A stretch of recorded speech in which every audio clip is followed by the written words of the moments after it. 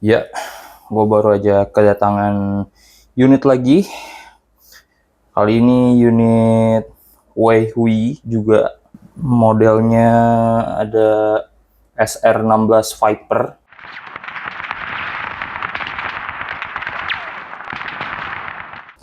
Oke, jadi kita kedatangan unit lagi dari Vince Toys. Kali ini mereknya masih di Weihui dengan model terbarunya yang baru restock, ada SR16 Viper. Apakah tampilan dalamnya sama kayak yang dikasih lihat di dusnya? Mari kita unboxing. Packagingnya Weihui itu selalu dikasih gini-ginian gitu ya, kayak sleeve gitu. Penampilan tanpa sleeve-nya. Kita buka isinya. Oke. Jadi di dalam boxnya kita dapat stiker Vince Toys, It Sleep WG repeat lagi seperti yang tahun kemarin. Stiker desainnya masih sama, desain stikernya. Selanjutnya ada BB Shooting Elite katanya. Mau tahu nih bisa tahan berapa kilogram nih? Cuman kayaknya sih nggak sampai 5 kilo mungkin. Whole side yang detailnya lebih bagus daripada yang kemarin-kemarin. Sekarang ada logo EO tag-nya, bisa nyala juga, cuman nggak bisa di zero karena ya emang cuma buat mic aja. Selanjutnya ada BCM grip. Nah, BCM gripnya lumayan oke ya untuk unit kids version. Dia masih grip yang model begini, biasanya RVG. Sekarang kita dapat BCM grip. Di sini ada tulisan Z dan K, ZK. Ada charger, ada muzzle, ada pisir depan belakang dia nih. Lumayan oke. Walaupun dia nggak clicky ya, dia kayak udah gini aja gitu. Sling ya yang biasa-biasa aja, kayak webbing yang renggang gini. Nggak akan gue pakai pasti. Kacamata seperti biasa. Nah, ini inbarnya panjangnya mungkin sekitar 15 cm aja, dengan sedikit ada notch di sini. Ini pasti bagian yang buat ditempel ke inbar. Gue kira bakal kepasang sih sebenarnya. Ternyata harus kita pasang sendiri ya. Oke, sekarang mari kita fokus ke receivernya. Receiver dari SR16 ini yaitu nih, seperti markingnya Bushmaster Firearms, anjay. Markingnya terlalu berani cuy. Kayak Viper. Nah, nih sekarang boltnya main nih. Oh, ini agak sensitif dia. Nah, set ada blowbacknya sekarang ya guys ya. Ini bahannya udah sama kuat kayak J8 sih. Nilonnya udah yang alot. Detailnya lebih oke daripada M6 M4 yang kemarin kita review. Sistem buttstocknya juga ada begini. Sudah beda. Ini kayaknya untuk nambah ya. Untuk baterainya sekarang langsung di pistol grip ya. Jadi nggak perlu buka putar buffer tube, masukin baterai, colok. Jadi sesimpel ini, effortless banget jir. Oke, selanjutnya kita lanjut lagi. Untuk fishbone ya, si handguardnya ini lumayan impresif sih. Walaupun gue nggak terlalu suka desain yang kayak gini, kayak wire cutter gitu, kayak mulut ular gitu ya guys ya. Ini coba kita pasangin. Nih, set, kebalik berarti. Set DTK1 nih tulisan di muzzle-nya nih. Asumsi gue ada macam apa ya, kayak besi-besi tebel gitu di dalamnya buat pemberat. Lumayan suka gue sebenarnya untuk beratnya, jadi kerasa makin solid aja gitu ntar pas disambung. Untuk mag-nya pakai apa, kayak hex mag gitu ya, tekstur hexagon gitu kan, 556 kali 45 mm NATO. Ciri khas Weihui dia nonjol gini, apa kayak sedotannya jalurnya udah pakai ini ya, electrical ya, bukan yang mekanik. Kalau Weihui mah ya nggak main dia. Di MP9 di P90-nya pun dia nggak mainan mechanical sih, dia juga elektrik. Salut buat Weihui untuk sekelas unit anak-anak, unit kids version, walaupun sekarang bapak-bapak pun mulai main juga ya buat iseng-iseng di rumah. Oke, ini stoknya nih. Apa stoknya kayak popor cangkul bahasanya dulu tuh. Popor yang sempat gue pengen punya, cuman kayak terlalu kurus gitu, jadi kayaknya bukan gue deh. Kita coba bawahnya. Oh, ternyata masih ada guys. Kita dapat lagi dari ZK, apa nih, toys aksesoris, tulisan gitu loh. Ini apa ya, kayak semacam acok gitu kali ya, entah acok entah kayak thermal scope gitu mungkin ya, cuman nggak begitu apa dia dummy sih, nggak begitu ngezoom, tapi desainnya cukup kokoh, cukup memikat gitu ya, walaupun gue nggak tahu nih referensinya dari apa gitu, cuman oke lah. Untuk Weihui kita dapat 2 side. Ini peringatan apa nih, bahaya terdesak, terdapat bagian kecil tidak cocok. Ini kita bakal buang. Oke. Bushmaster Firearms dengan si inbarnya.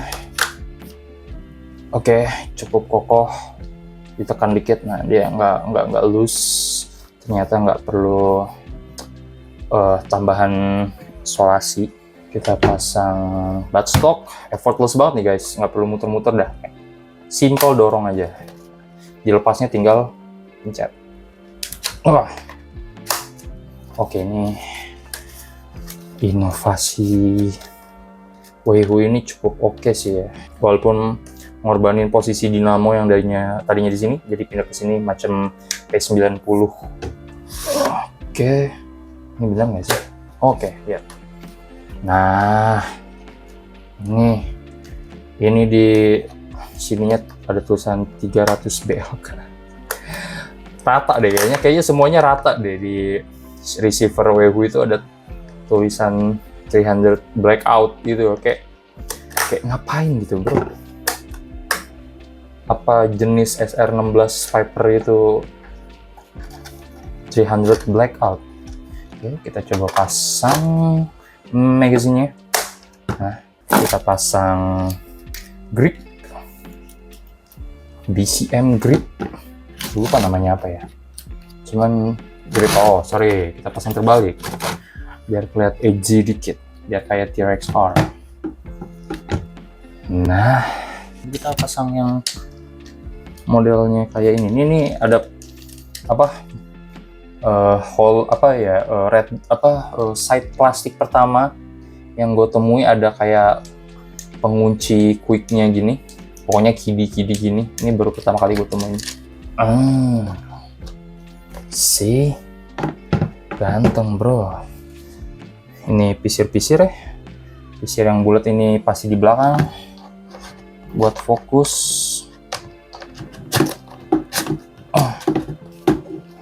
Oke, pisir yang ininya, yang ada pin di depan, ada jarum ya di bagian depan sini. Jangan sampai ketukar. Baterainya, ini baterainya berapa volt ya?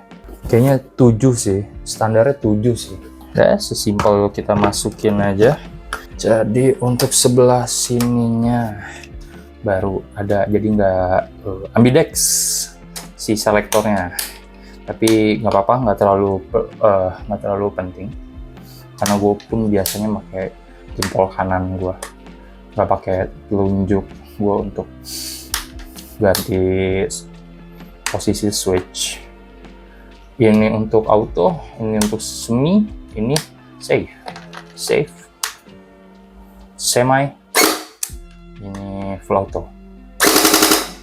Oke. Ada dia fiturnya Mac Prime.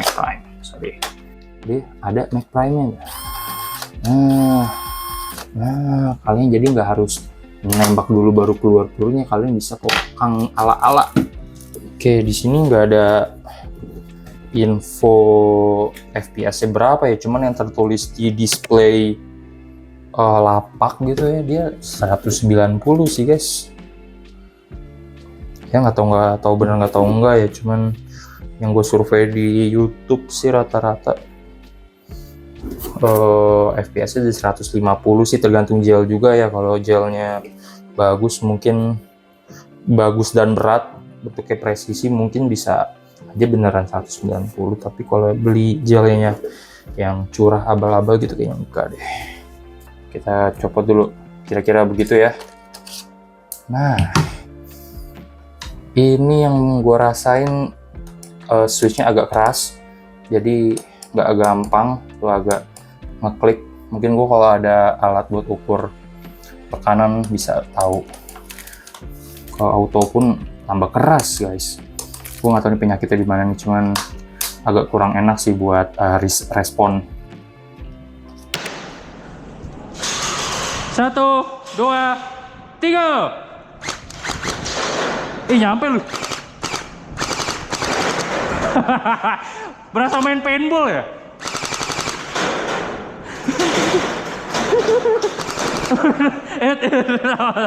Oke. Jir, ini banyak PR sih. Lu ada kesimpulan apa sama unit ini? Ini untuk unit kits bagus. Bagus. Tapi, karena nggak ada hop, jadi kalau buat seker susah. Oke, sama PR-nya inbarnya ya. Kayaknya inbarnya harus ada o-ring di sini nih, biar dia ini ada slotnya. Iya, cuman tetap harus dipegang kan, kayak lu tadi. Paling defect-nya itu sih. Kalau yang ini sehat sih. Ini sehat. Sebenarnya longgaran ini, cuman kenapa yang ini selamat terus? Berarti desain ininya. Mungkin ya, si outbarnya ini ya. Oke, kira-kira gitu buat sukir. Mungkin kalau ada hop lebih sukirable sih. Walaupun ya pelan. Oke, tadi pakai BB biru nggak bisa kan ya, nggak keluar. Jadi harus pakai BB yang milk. Summer Cat lah. Ya, Summer Cat 5 kilo. atau yang gold mungkin masih bisa. Handling bagus sih. Iya, ringan soalnya ya. Iya.